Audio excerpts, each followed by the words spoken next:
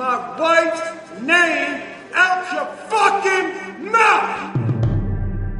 در شب اسکار 2022 میلیون ها نفر در سراسر جهان شاهد لحظه اوج حرفه‌ای ویل اسمیت بودند. او جایزه بهترین بازیگر مرد رو برای نقش شاه ریچارد در دست گرفت. یک پدر قهرمان، فداکار و متعهد. مردی که زندگی دخترانش رو با برنامه ریزی و کنترل مطلق ساخت. اما کمتر از 10 دقیقه قبل از نطق پر از اشک و احساس، ویل اسمیت روی صحنه رفت و کنترلش رو کاملا از دست داد. یک سیلی به صورت راک که نه یک اشتباه بلکه یک انفجار تاریخی بود.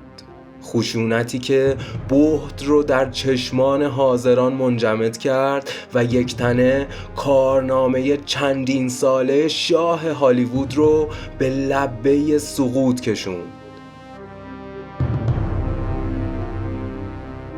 خوش اومدید به شماره 8 از پادکست رول.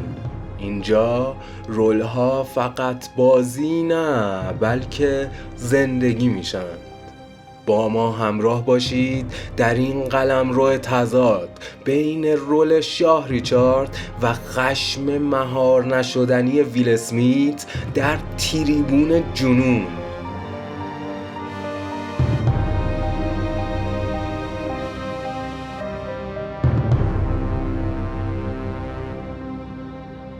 برای درک اون سیلی اول باید شاه ریچارد رو بفهمیم.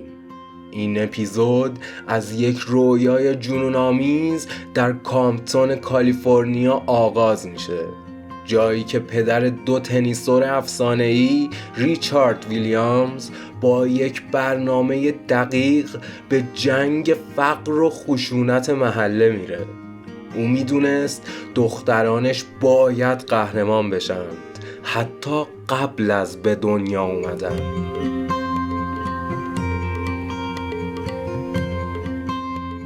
نقشی که ویل اسمیت بازی کرد تجسم وسواس قهرمانانه بود. او لهجه جنوبی ریچارد و اون حالت خمیده محافظه‌کارانه رو با دقتی خیره کننده بازسازی کرد. شاه ریچارد در فیلم سمبل پدری است که برنامه ریزی خط قرمز اوست. در برابر هر پیشنهاد، هر مربی، هر محیط ریچارد ایستاد. او کنترل کامل بر استعداد دخترانش رو حق خودش میدونست.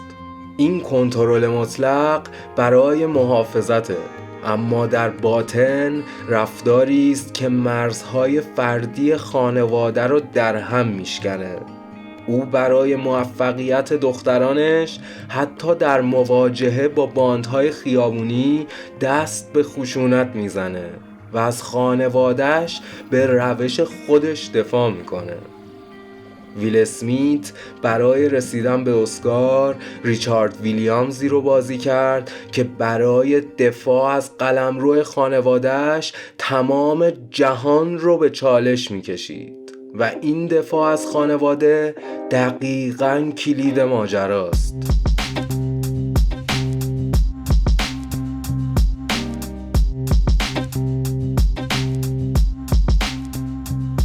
حالا به شب اسکار برمیگردیم، اما این بار با جزئیاتی که از چشم تماشاگران عادی دور موند.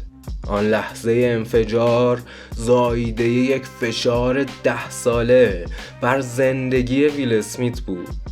ویل اسمیت در تمام زندگی حرفه‌ایش نقش مرد ایدئال و خانواده دوست رو بازی کرده بود، در حالی که در خلوت اوضاع کاملا متفاوت بود.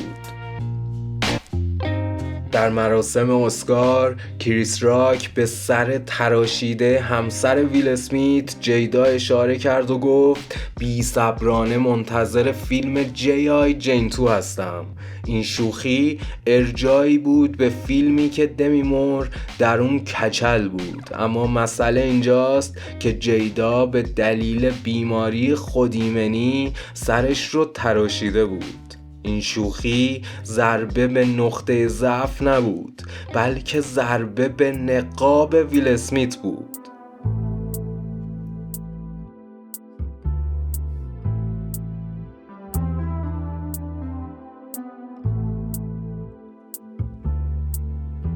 فشار روانی روی ویل اسمیت از زمانی آغاز شد که در سال 2020 جیدا در برنامه خودشون اعتراف کرد که در زمان جدایی موقت با خواننده‌ای به اسم آگوس آلسینا رابطه داشته.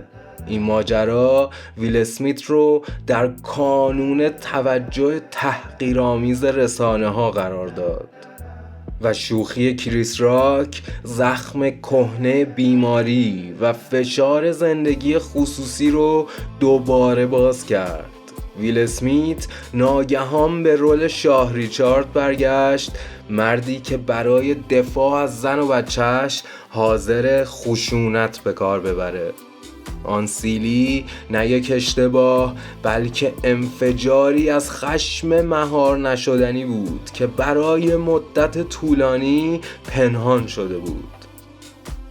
نقش ویل اسمیت بی‌نقص بود، اما خود ویل اسمیت یک انسان شکننده. این همان تریبون جنون است، جایی که قهرمان فیلم به بدترین شکل ممکن در زندگی واقعی سقوط میکنه.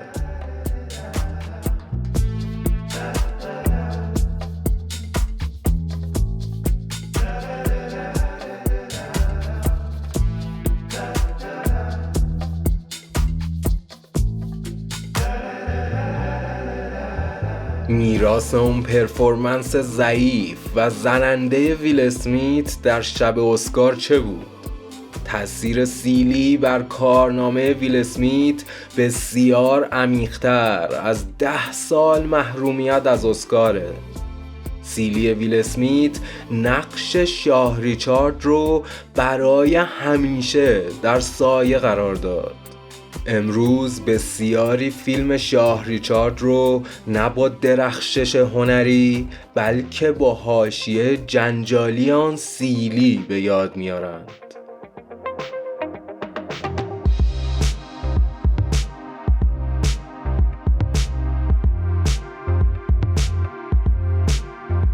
این داستان پرده از فشار سنگین شهرت ایدئال برداشت.